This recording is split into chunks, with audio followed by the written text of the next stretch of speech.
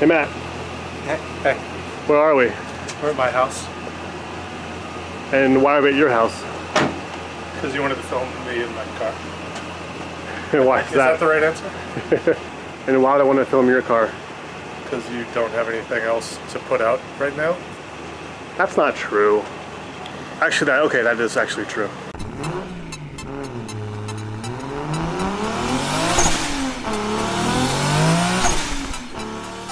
All right, welcome to a different kind of. Can you get yourself together?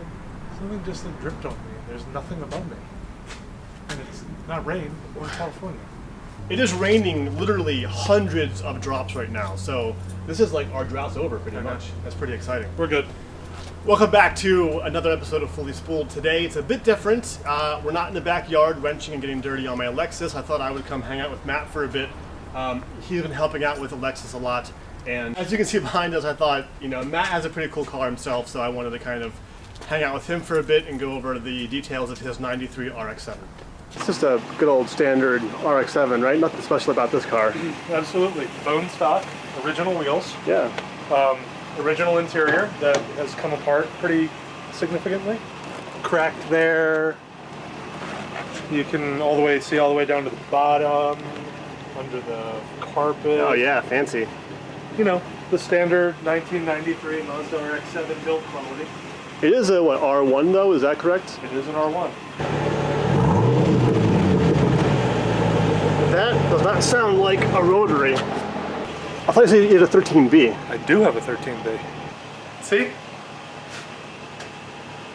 So why don't you show us why this is a special RX7? Okay. Oh. I know a lot of people will probably look at that and go, that son of a bitch took the rotary out of it. Couple things to think about. We live in California. When the RX-7 came off the factory floor, what I've been told is the engine wouldn't pass emissions with a brand new engine. When I moved out here, I took it to get emissions tested and it failed miserably. The heat is a pretty significant issue, and I've always wanted a V8, and it was cheaper to put a V8 in this than to buy an entirely different car.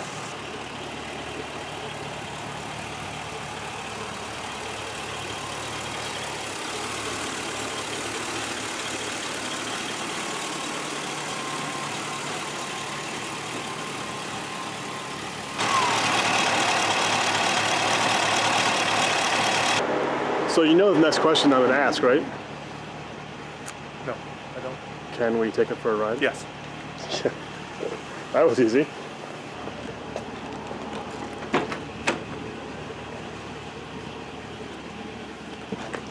All right. Tell me some of the features of this 93 RX-7. Well, it's the height of modern technology. It has air conditioning. Even with the engine swap? Yep. That's pretty awesome. The actual nuts and bolts, it's a E-Rod LS3 crate motor. Because my biggest issue, obviously in California, they have pretty significant rules of what constitutes a legal swap. And obviously the engine's newer than the original, but as far as emissions, everything has to be factory, and they have to, be very specific as to what specifically emissions features are still in the car. So this crate motor basically came ready to install with everything that was needed. The biggest thing that I did was there was a company, a website, Moto IQ, that had done the swap previously, and I kind of used that as a guide for all the issues that they had already encountered trying to get a California legal LS swap.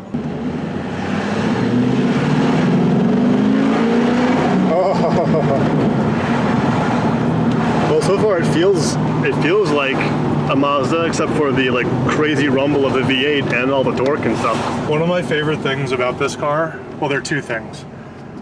One is you'll be driving down the road, and obviously I think there are only 6,200 of this body style sold in the US. And you'll be driving it down the road, and if you see an older gentleman who's in an enthusiast vehicle, a muscle car of some kind, they will very insistently ask me what year Corvette I own, which always amuses me. And my other favorite thing is when there's somebody in my age range who are familiar with the body style, they will see the body style but hear the engine and start looking around for other vehicles, not understanding that it's this one. So they'll think it's like a Corvette or a Camaro or something. Yeah, generally if people above 40, 45 ask me what year or what body kit Corvette it is, and younger people think they're two different cars in the area. They see this body but don't associate the engine with it. Dude, the roar of the V8's incredible. You hear that? That's awesome. So wait, you're what, 6'3" or so? Yeah. And how do you fit in the car? Poorly. Very poorly. Yeah, it looks like you got some leg room down there. I think long term, because I would love to take this car to a track, I can't put a helmet on because my head is already touching the ceiling. Oh yeah. I would just basically have to remove the slider and bolt the seat directly to the floor in its farthest back position. The steering wheel is insanely large too.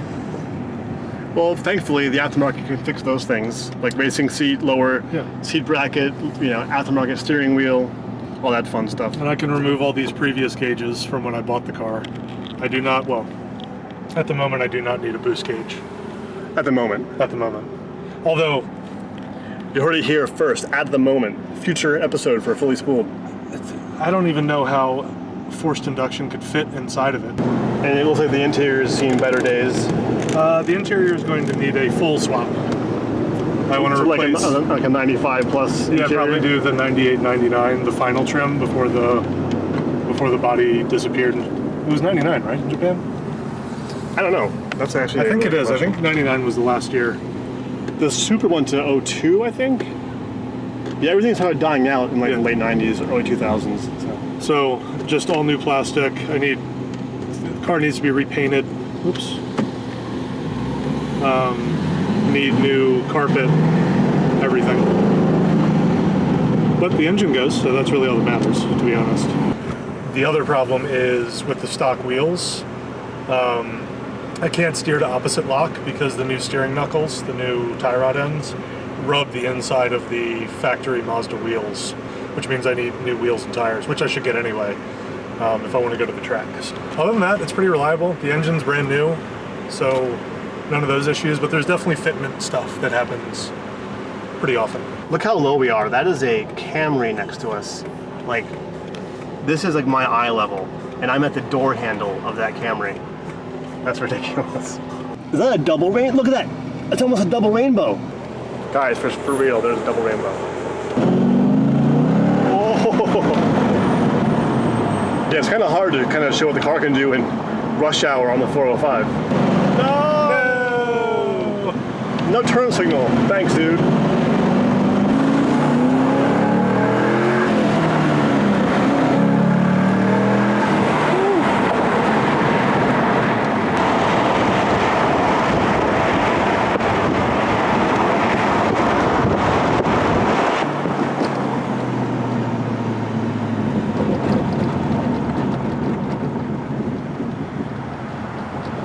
One thing I did just notice is the tunnel here is crazy hot. Like my leg against this thing, I can feel. Did the headers go there, or why is it so hot there? I mean, if you could stick your finger through this leather, you'd touch the top of the transmission. All right. So it just gets hot then. The firewall is right here, where basically about 1.5 inches in front of my hands is where the intake manifold comes back to. Sure. So off the back of the engine, I mean, the shifter is right on top. There's no linkage here. I mean, you're shifting directly on top of the transmission. Right. Well, let's go ahead and get out of the car now. Oh, there it is. Ah, okay, there we go. Well, that was awesome. Thanks for letting us go for a spin in the RX7. Of course. Thank you for prompting me to drive it around. I don't do it as much as I should. It's awesome. It is. I've always been a fan of the RX7. It's a gorgeous body style, and if they weren't so expensive, I would have gotten one. But well, what was it brand new in 1993? $43,000. It was pretty expensive. It was like Supra and like 3000 GT VR4 levels. You want to do a special where we try to remove the ingrained dirt from my paint? So, all right, so for your RX7, do you see track days in its future? Like, what do you see? Track days, yes. Racing, no. Okay. Because I mean, it's a nice car. You won't want to like. there's smash so it up. few of them that even getting a rolling chassis now is several $1,000s. Yeah. I don't want to do that. So when I take the Lexus to the track, what are you gonna do? That 13B that's in there is looking for a donor car. So probably an FC 86 to 88. Before I bought this, I'd actually looked really hard at a 10th anniversary FC that I really wanted to get. And with as many of those that have blown engines and don't, frankly, have... It's like rescuing a dog. Like, they just sit in backyards and nobody takes care of them. So I'd like to rescue one, Sure. throw the engine in, and then track the shit out of that. Because if I blew this body up, I'd feel like I couldn't replace it. But an FC, I feel like maybe is a little bit better. I don't know. I'm cool with that. I'm not a funded race team, so Oh no, longevity. team fully spooled, man. We are like sponsored to the teeth. I have like several bank accounts and credit cards that I've maxed out, which are sponsoring me right now. Chase so. Bank and Bank of America. Yeah, they're like, hey, we love giving you high interest rates so you can fund your stupid ass race cars. So this car, tracked, yes. Race, no. Cool. But something that I can pal around with your Lexus would probably be an FC. That'd be Maybe exciting. with a 20B. Maybe a future fully spooled build.